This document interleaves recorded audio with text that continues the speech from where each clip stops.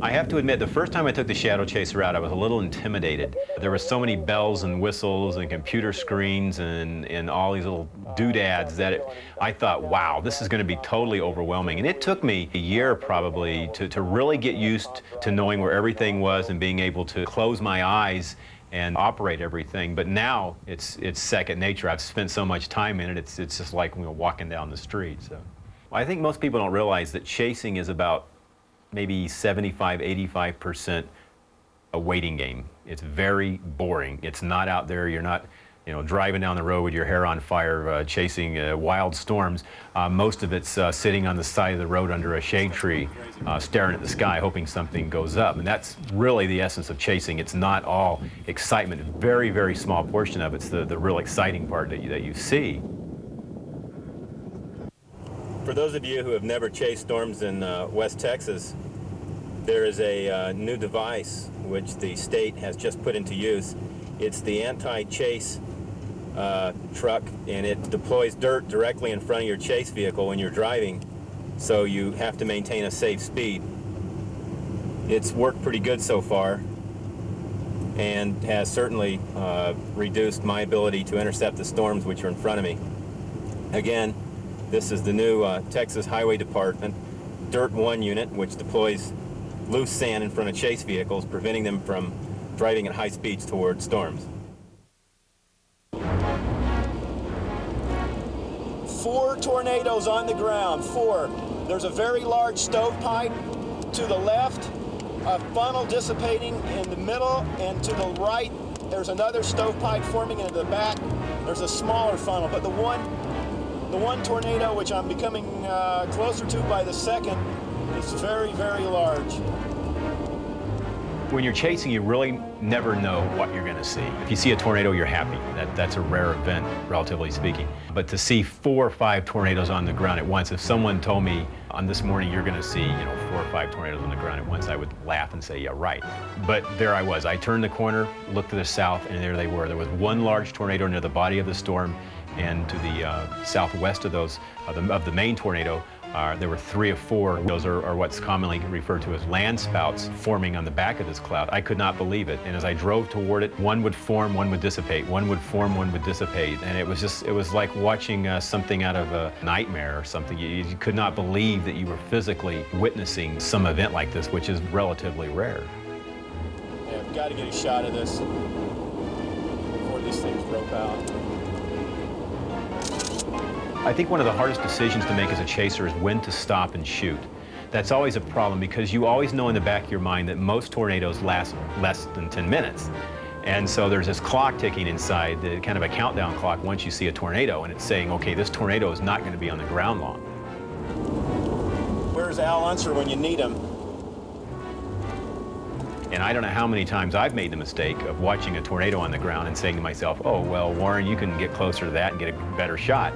And it dissipates. They can dissipate in a second. It's amazing. One of the problems is always deciding when to get out of the truck and shoot. And fortunately, when these tornadoes were on the ground, I made probably the best decision. Once the last tornado in the back was forming, I decided to stop the truck and shoot. And now I look back, that was probably the exact time I should have stopped. So I was very fortunate. When I got back to the hotel that night and looked at the footage, the first thing that went through my mind was the feeling of, oh man, I would have given anything to just been half a mile closer. But that's wishful thinking.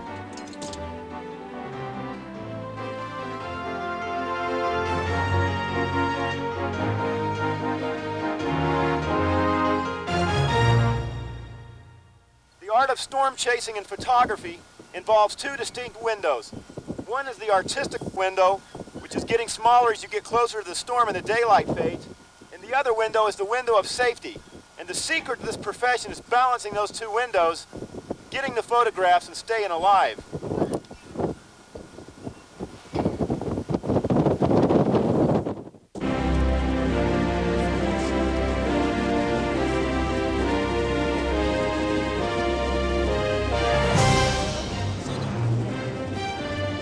The ideal lighting conditions for any kind of storm is to have some type of sunlight on the elements. And whether it's a tornado or whether it's a wall cloud or hail or anything else you're shooting, sunlight's critical. You have to position yourself into a favorable position where you think that light will be, because you may have other storms going up and blocking the light, or you may have a lot of haze or humidity in the air. So light is really, as it is in any photography, is really the secret. Keep going. Punch this baby. Let's get close to it, get some good shots. Let's see about now. This is good. Green grass, white funnel. Keep going. We're gonna miss it. Keep going. You're not gonna miss it. It's going over. Keep going. The funnel has become very organized at this point. Look it up where we have green. On the ground. And it's making trying to go up, but she's still on the ground, approximately, I would say, 5 miles north of the state line. Photo. Yeah, we're only about Getting in the rain. Let's go. Let's shoot it. 5 north of the state line.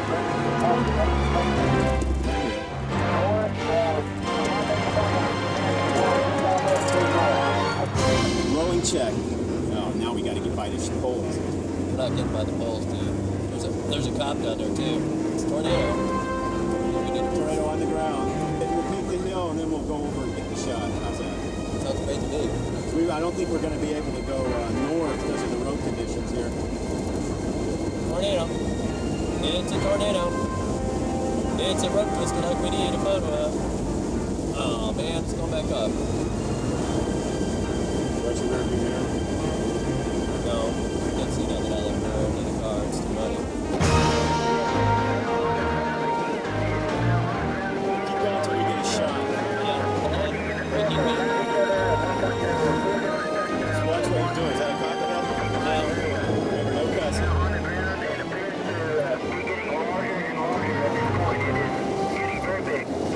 And I can't really say enough about the guy. I mean, it's so hard to find good chase partners because you have to have so much in common.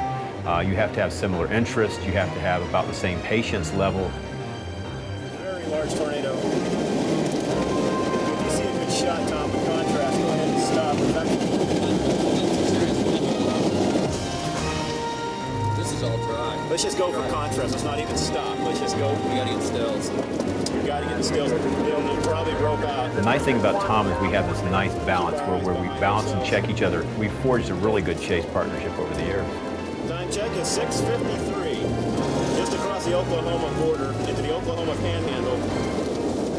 The size of the boulders in this road. Just watch for dips or anything else. This tornado, by the way, has been reported as sky-worn frequency, so we're not in the process of now reporting it.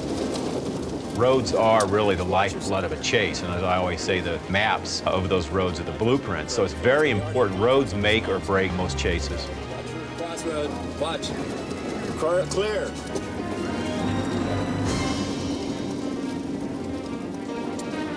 Backing off of it a little bit. Large. This tornado came out of a very large rotating cylinder. Just watch the road. I think it turns the pavement.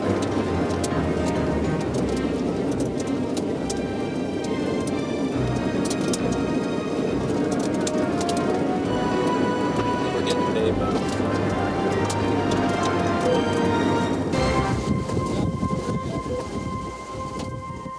I think tornadoes have a beauty of their own. Of course, there's nothing beautiful about a tornado going through a populated area and killing people. But fortunately, most tornadoes occur out over open farmland or fields or deserted areas. Sunlight on the side of a tornado at sunset, or maybe the white clouds of the storm, wrapping around a dark funnel, can be, in its own way, absolutely beautiful. And on May 5th, this is one of the things we saw. We saw white tornadoes over green fields. We saw what we call dark gray wedges. We saw long, skinny Wizard of Oz type tornadoes. It was just a tornado fest, if you excuse the expression. There were just tornadoes of all different shapes and sizes and colors. I will never ever forget that day, and the tornadoes that I saw, the shapes and the colors. It's just something that I think a chaser dreams of, capturing in a single day.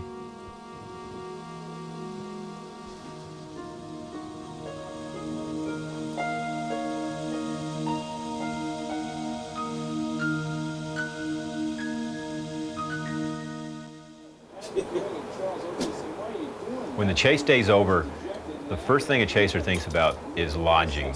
And the late part of May during the height of tornado season, sometimes there's a lot of competition for motel rooms. So usually when the chase day's over, the little red light goes off and says, well, we better find a room real quick before they're all gone. And of course, motel rooms in little towns and along the highway can be a real experience in themselves. You know, forget the tornadoes. Some of the best chasing stories involve hotels and motels along the roads. I think chasers are always putting themselves in the danger zone, if you will, at the end of a chase day.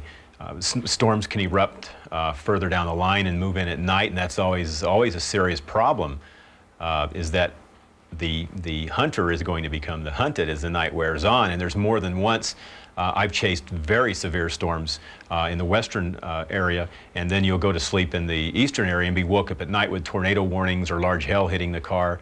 And that's just part of chasing. I don't think there's any way you can escape that. Well, it's 12:52, May 25th, 1992. I'm in a motel in Midland, Texas. There's a report of a tornado on the ground in Odessa heading in this direction.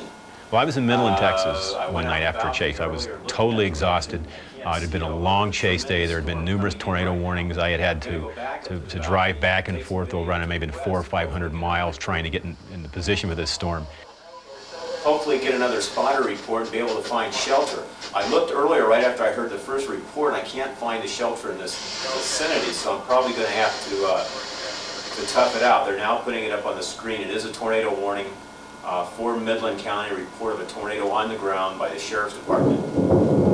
So I'm in this room thinking, well, what am I going to do here? Where am I going to go find shelter? And this comes at the end of a long chase day, too.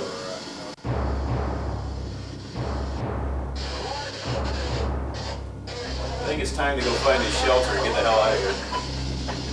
So as I was contemplating what I was going to do in this room, this lightning bolt hit right outside the room, and I jumped. I mean, you talk about that moment of just total fear. Took a CG right outside the door. I thought for sure it had come into the room and got me. It was just so loud, so abrupt and bright, I just about jumped out of my skin. I can smell the ozone. It must have hit either the balcony or right next to my car. I'm glad I didn't go up on the balcony.